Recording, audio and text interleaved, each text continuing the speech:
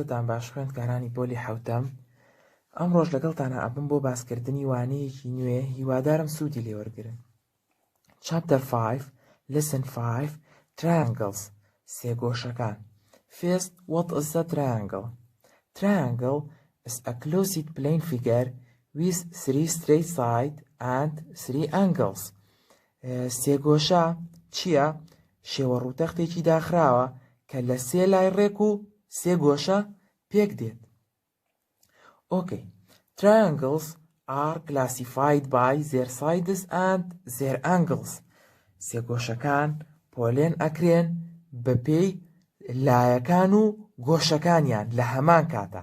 واتە پێویستە بێت بۆی بزانین کە سێگۆشەکە چ جۆرێکە، لە هەمان کاتە گۆشەکانیش و لایەکانیشی بەکاربێنین بۆ پۆلێنکردنیان. To classify by sides, when a triangle has no congruent side, called scaling triangles. کاتێک کە سێگۆشەیەک هیچ لایەکی جوود نابێت، کۆنگرێنت نابێت، پێوترێت چی؟ سێگۆشەی جیالا، scaling triangles. And when a triangle has at least 2 congruent sides, called isosceles triangles.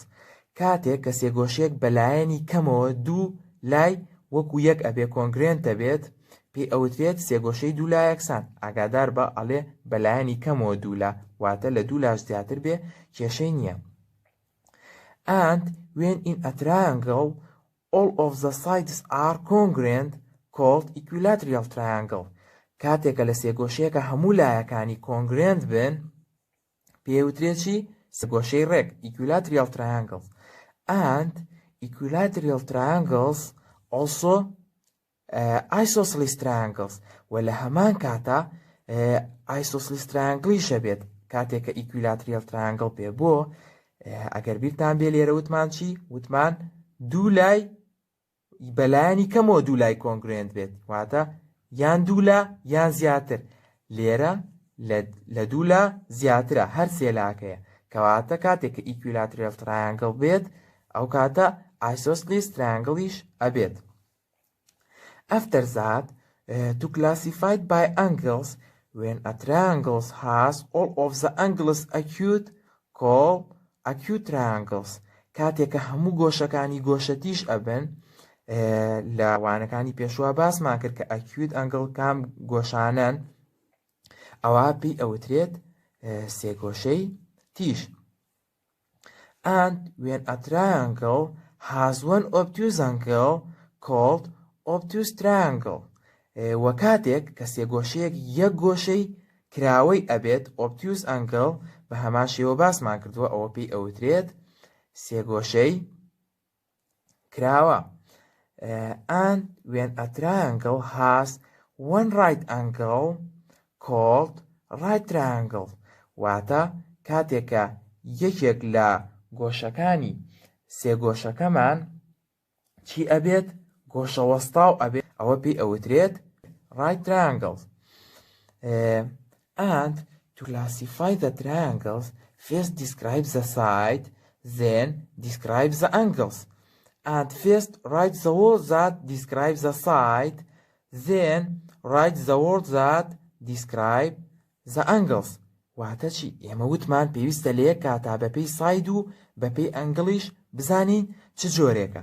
کەواتە بۆ ئەوەی کە دیاری بکەین یا بۆ ئەوەی کە پۆلێنی بکەین، سەرەتا کام شێوەی دیاریکە؟ سایدەکەی، و پاشان گۆشەکەی، و یەکەم جار بۆ ناونانەکەی وتمان چی؟ First write the word that describes the side. یەکەم جار ئەو وشەیە بنووسە کە لایەکانی ئەنوێنێت کە وەسفی لایەکانی ئەکات دووەم جار ئەو وشەیە ئەنووسین کە وەسفی گۆشەکەی ئەکات کە لە ئێگزامپڵی یەکە باسی ئەەکەین بەڕوونی. Now, example 1. Example 1 says, classify each triangle according to its sides and angles. واتە سێگۆشەکان پۆلێن بکە بەپێی لایەکان و گۆشەکانی.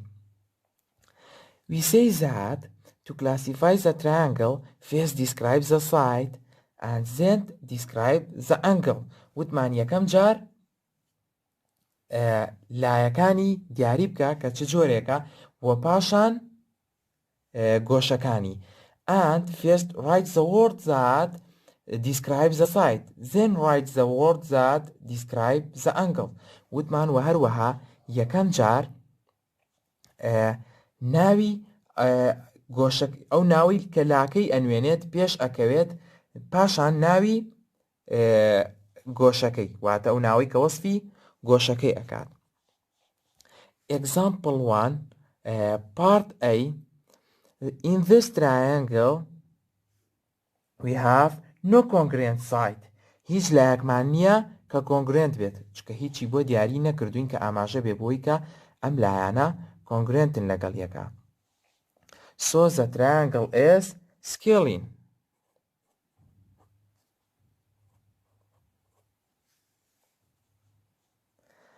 And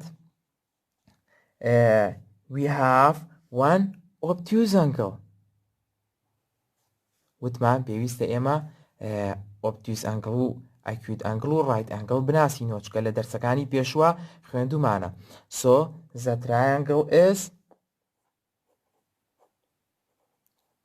obtuse. And we say that first write the word that describes the side, then write the word that describes the angle. وتمان یەکەم جار ئەو وشەیە ئەنووسین کە وەسفی لاکانەکە پاشان ئەو وشەیان ئەنووسین کە وەسفی گۆشەکانەکە. So this is a scaling obtuse triangle. وتمان یەکەم جار ئەو وشەیە کە وەسفی لایەکانەکات پاشان ئەو وشەی کە وەسفی گۆشەکانەکات. Part B. In this figure we have two congruent sides. دوو لامانەیە کە کۆنگرێنتە بۆی دیاری کردوون.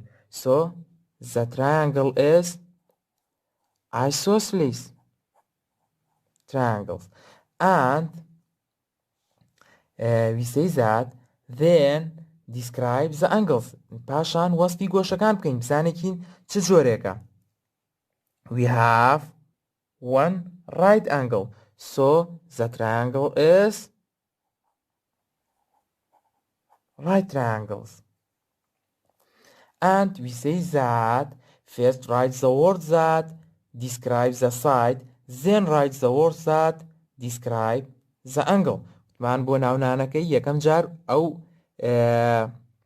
وشەیە ئەنووسین کە وەسفی لاکانەکە پاشان ئەو وشەیان ئەنووسین کە وەسفی ئەنگڵەکانەکە. So this is isosceles right triangle.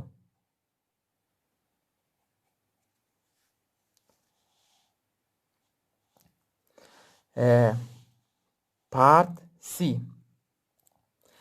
In this figure we have no congruent side. هیچ لایەکمان نییە کە کۆنگرێنت بێت چکە هیچ لایەکمان بۆ دیاری نەکراوە ناتوانین لە خۆمانەوە بڵین ئەم لایەنە کۆنگرێنتن. So the triangle is scaling.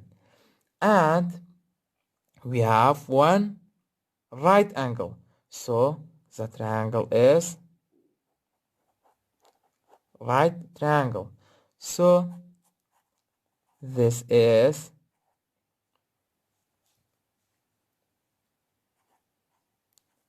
scaling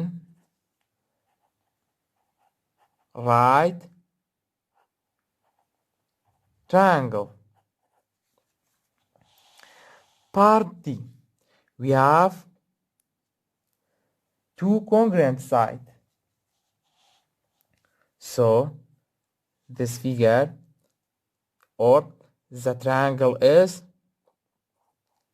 isosceles triangle, and we have one obtuse angle.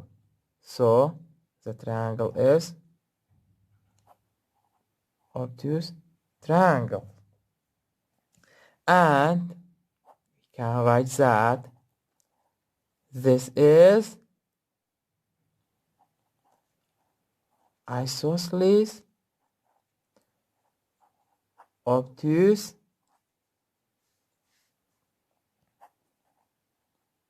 triangle.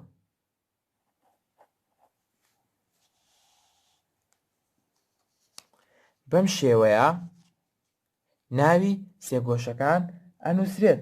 سەرەتا وتمان ناوی ئەو ناوە ئەنووسین کە وەسفی لاکانەکە، پاشان ئەو ناوەیان کە وەسفی گۆشەکانەکات. After that we have example 2. Example 2 says identify the different type of triangles in the figure and determine how many of each there are. واتە چی؟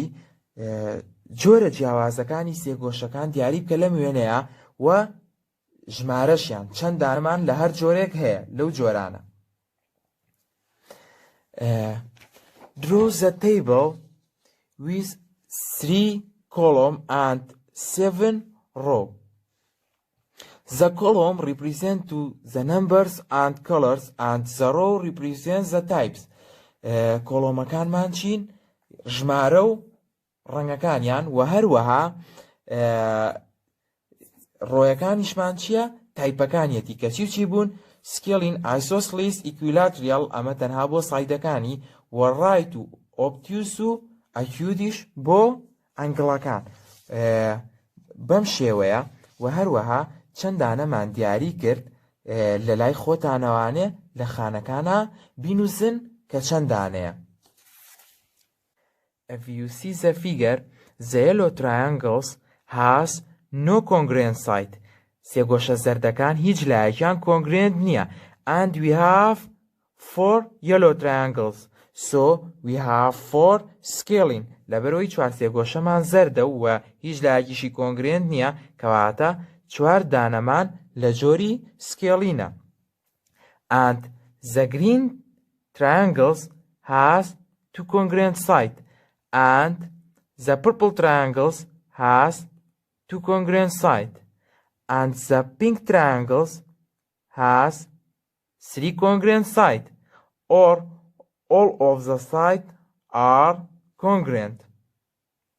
واتوانین بڵین هەر هەموو لاکانیشی کۆنگرێنتە. کەواتە ئەگەر سێرکەین سەوزەکەیان 2 لای کۆنگرێنتە و ئەرخەوانیەکەش بە هەمان شێوە، پەمەیەکە 3 لای کۆنگرێنتە. So we can say that the green and the purple and the pink triangles are isosceles. ئەتوانین بڵین هەر سێکیان isoscelesن لەبەر ئەوەی بەلایەنی کەمەوە 2 لایان کۆنگرێنتە. And we have 4 green and 2 purple and 4 pink triangles. So we have 10 isosceles triangles. And in the pink triangles, all of the sides are congruent. لە سێگۆشە پەمەیەکەیە وتمان هەموو لایەکان کۆنگرێنتن، کەواتە ئەتوانین بڵین لە چ جۆرێکە؟ لە جۆری ئیکویلاتریەڵە. So we have 4 equilateral triangles. And the yellow triangles has 1 right angle, and the purple triangles has 1 right angle. ئەگەر سێرکەین ئەم دوو سێگۆشەیە گۆشەیەکی وەستاویان هەیە. So we can say that the yellow triangles and the purple triangles are right triangles. So we have 6 right triangles. کەواتە 6 دانەمان لە جۆری right triangles. And the green triangles has one obtuse angle. So we have 4 obtuse triangle. And all of the angle in the pink triangles are acute. وهمو گۆشەکانی سێگۆشە پەمەیەکەمان چ جۆرێکە؟ acute. So we have 4 acute triangles. کەواتە 4 دانەشمان لە جۆری acute. و هەروەها ئێکسەرسایزەکانیش هەتاکو ژمارە 20 هۆمۆرکە. هەمووی حەل بکەن.